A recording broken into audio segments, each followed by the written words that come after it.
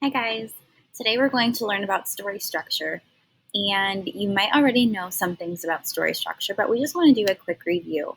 So I'm going to make my picture just a little bit larger so now you can see it. And now I'm going to present my slideshow that I made. All right, so this is all about story structure. Now you're going to be able to view this, this slideshow as well, and I will link it there for you.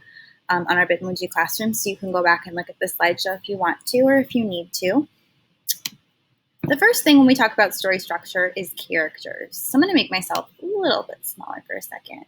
All right, so the characters of a story are the people and the animals in the story. Now, most of the time when we're talking about characters, we're talking about main characters, okay? The people who are most important.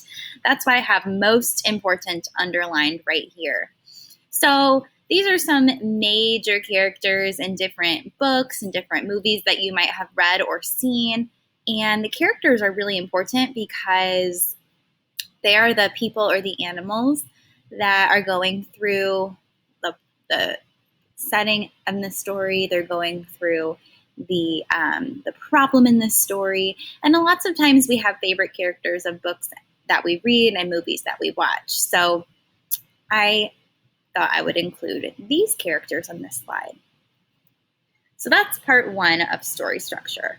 The second part is the setting. Okay, now this is when and where a story happens or takes place. So the setting can include a season. Okay, as you see in this picture, this would be the season of autumn or fall. So you could also have a story take place at a farm. Okay, you could have it take place at a school. This is Elsa's castle in Frozen. You could have it also include a year, all right? So if you were writing a story about 2020, 2020 could be part of your setting, okay? Maybe it was at school in 2020. That was what the story was about. So both of those things could be a part of the setting. 1950s. So maybe you are reading a story that takes place in the 1950s. That is also a part of the setting. So that is the second part of story structure.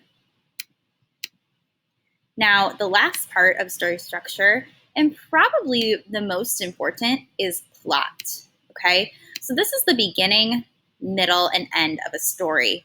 So at the beginning of a story, we have the setting and the characters, and that's usually the start of the problem. So a problem will start to develop, and the characters will start to have to face a problem in this story.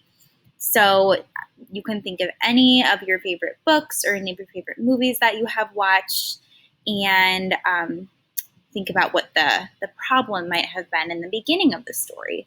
So if you followed along reading Horrible Harry Moves Up to Third Grade with me this week in our read aloud, you would have known that the start of the problem was that Harry and Doug did not recognize anything in third grade. Okay, it was all different, but then they realized they had to move up to the second floor of the school, and they were now upstairs.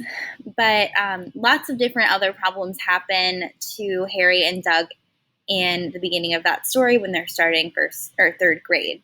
So that is kind of the beginning. Now, the middle is when all of the events take place. Okay, that's where the action happens. That's usually like the most exciting part of the movie or the most exciting part of the book.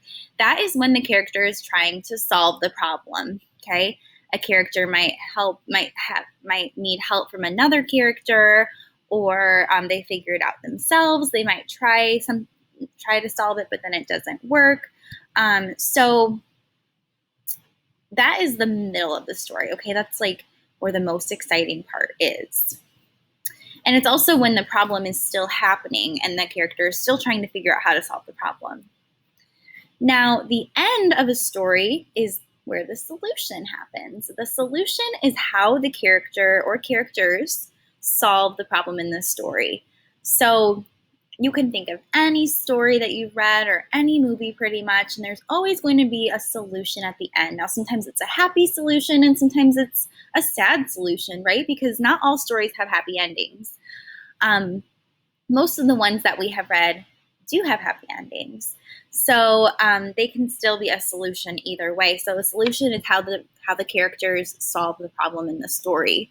So this is what the plot looks like in a story: beginning, middle, and end.